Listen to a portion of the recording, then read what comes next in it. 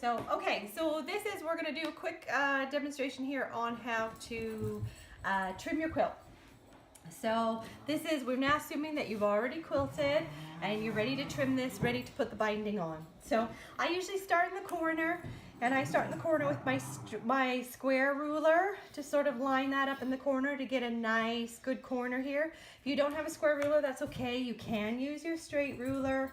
Just line it up with one of your edges and then line that up as well and cut, right? So you want to get a nice 90-degree corner here. So I'm going to put my square ruler here, and I'm just going to start cutting. Sorry, that's the dogs are going to play in the background. So I just used that square ruler, didn't quite get that, to get that corner going.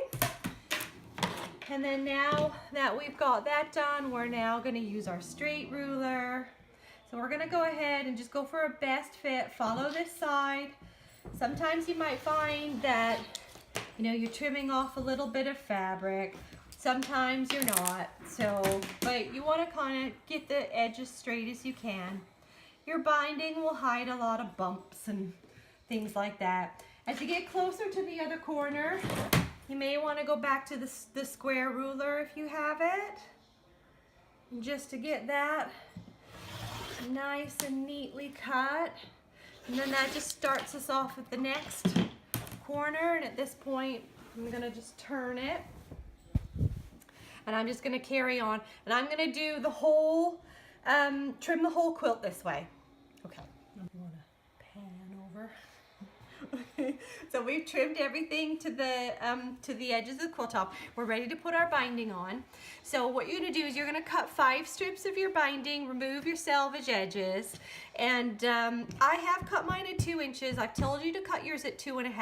I think for putting your binding on the first time, 2.5 is a lot easier. Eventually you might decide like me that you prefer to cut it a little bit narrower. So, but for now, definitely cut them at 2.5.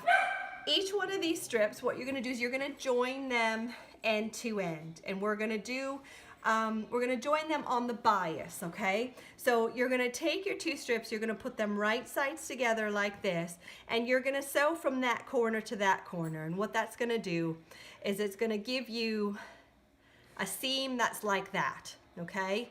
And that is going to fold better, okay, when we put it on the quilt. So let me just sew a couple of these together to show you. Right, so what I've done now is I have sewn all of these 5 binding strips end to end. So each one, if you look really closely here, you can just see that just stitched a diagonal line from that corner to that corner, okay? And so we've done that with all of them, right sides together. So when you sew them, you'll just have what looks like a little kind of a triangle flap, okay? After you've got each one of those sewn, you're ready to just go ahead and trim away, leaving yourself a 1/4 inch seam allowance, right? So we're just putting that first line on our ruler on the line of stitching that you did, so that you leave yourself a 1/4 inch. And we'll just do that with all of them.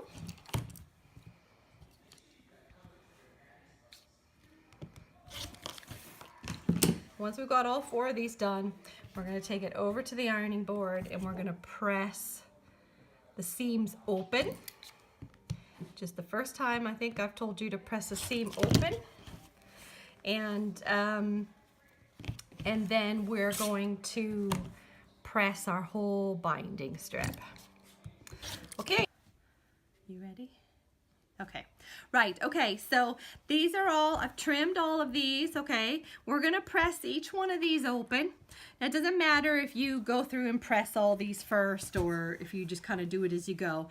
But basically, each one of these seams gets pressed open, and the whole binding strip, you're gonna take the 2 raw edges, put them together, and you're just going to iron this, fold it in half, wrong sides together. Okay, so I just work my way along. So you're gonna have a really long strip here that's folded in half. And that's where I pressed my seam open there. You'll be able to feel, you know, because that seam sort of wraps around, there's not a lot of bulk there, and it's just going to make it a lot easier for you to sew. We've pressed our entire binding, and it's now ready to go onto the quilt. So we machine sew it onto the front of the quilt, and then and that's raw edge basically here to raw edge of the quilt, and then this folded edge which is on the inside, eventually we're going to take that to the back and we're going to hand sew that. So when you start sewing here, what you want to do is you want to use your 1/4 inch foot, and you want to leave yourself about 6 inches there, kind of a tail.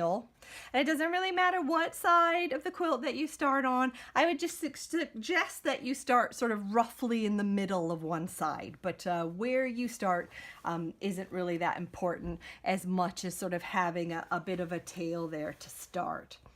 And we're going to sew this with 1/4 inch seam allowance, and we're basically, I'm going to just do a back stitch there and then start sewing.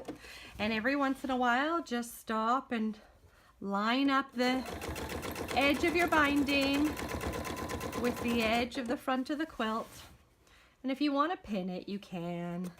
I usually just kind of stop every once in a while and just keep on sewing. And this is pretty much straightforward 1/4 inch sewing all the way along. The only place that it gets a little bit different is when we get to a corner, and we're coming up to a corner here.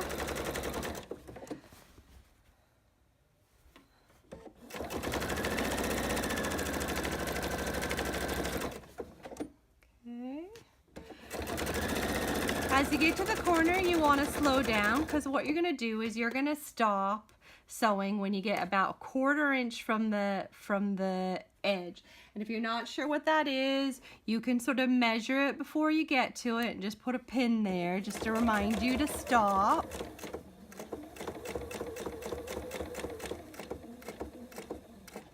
So that's, you want your needle to get to that point. And then just do a back stitch. Take your needle up, your foot up, turn. And then what you're going to do, don't worry about cutting your threads or anything. What we're going to do, we're going to fold your binding so that it goes at a 45-degree angle into the corner. Then I want you to fold it again at the top.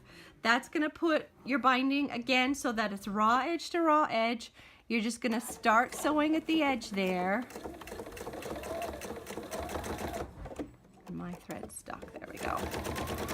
And then just carry on like you did before, just 1/4 inch seam allowance, and we worked all the way around, and then we came back to here, and then we stopped, leaving ourselves about a 6 inch gap, okay? So we have these two little tails here. And what we're gonna do in order to do the final joint, so we don't have to do any measuring, we have a little trick that we can do here. And we take sort of our tail at the beginning there, and our tail at the end, and we're gonna just kind of make a meet in the middle. We're gonna fold them sort of like that, okay? We're gonna press those. I usually sort of fold them so that there's just a little tiny gap there. Let's press this one first. And then this one. And we're really just pressing them so that we can get a crease that we can see really well. Okay, so that's our two pieces of binding that we folded. Now this was our end piece, okay? What we're gonna do is we're gonna just open it out right sides up. Hopefully we come in really close here. Sorry, that's my dog going crazy. What you can see is this is our crease down the middle, and right here is the crease where I just folded it, okay? Then we're gonna take this one, so you've got essentially an X there. We're gonna take this strip, which is the beginning, and we're gonna open it out wrong side up.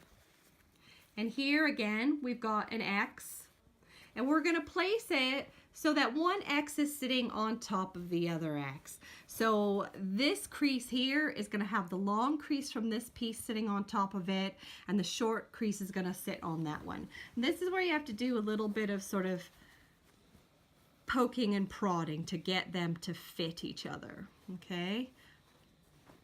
And once I've got them on top of each other, do refer to the drawings in your instructions, because it's probably a little bit easier to see.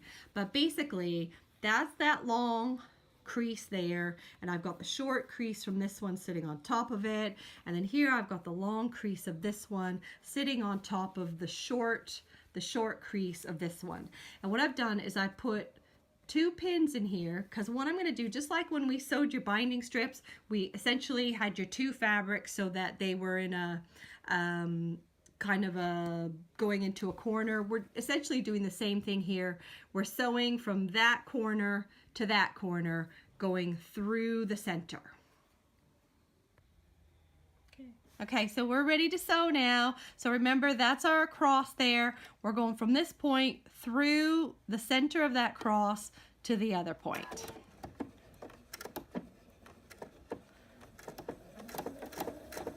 And the pins are just kind of there to hold things together. If they get in your way, just take them out. I think this one's gonna get in my way. I'm just gonna take it out, and I'm just coming for this corner here. Okay. So that's it. Now before we cut anything, we're gonna just do a little visual check here. Make sure that it looks like it's going to fit and that nothing's twisted. And at this point, I usually just cut approximately a 1/4 inch seam allowance with scissors. Finger press this open,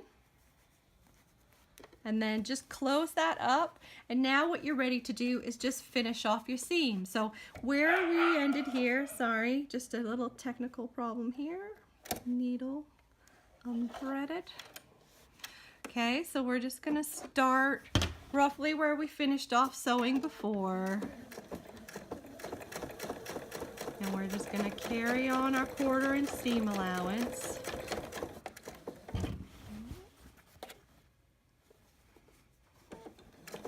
This is the join we just did. And then just overlap your other stitching again. And that's it. It's all sewn to the front. After you've got your binding all stitched to the front of the quilt here, then what we're going to do is we're going to bring the fold to the back of the quilt and stitch that down. Now, normally what I would suggest you do is use a thread that matches your binding. I'm using white here just so that hopefully you can see a little bit better what I'm doing. And I'm just pulling it over. You have sort of this line of stitching on the back, which is from that 1/4 inch seam allowance that you use to sew the binding on. So I usually just use that as a bit of a guide for pulling my my fold back, and I want to make sure that I cover that. And we're just basically about every sort of 1/4 inch-ish, we're just doing a stitch, and just make sure that you're stitching through the quilt, not going through to the other side, and you're just going along every few like I say, about 1/4 inch, and just sew that to the back of the quilt. Okay, so you can probably see my stitches there in white, but if you do that with a with a blue, for instance, for that, you won't see it so much. When you come to a corner, what you're going to do is you're going to be sort of sewing along here. You're going to come to that corner, and you're going to sort of bring this corner down first, and then you're going to fold the other one on top of it, and then you're just going to carry on your way past that corner. So very simple. You'll have a nice pretty miter on both the front and the back of each of your 4 corners. So hopefully that's going to help you all with putting your binding on. If you have any questions, you know how to reach me.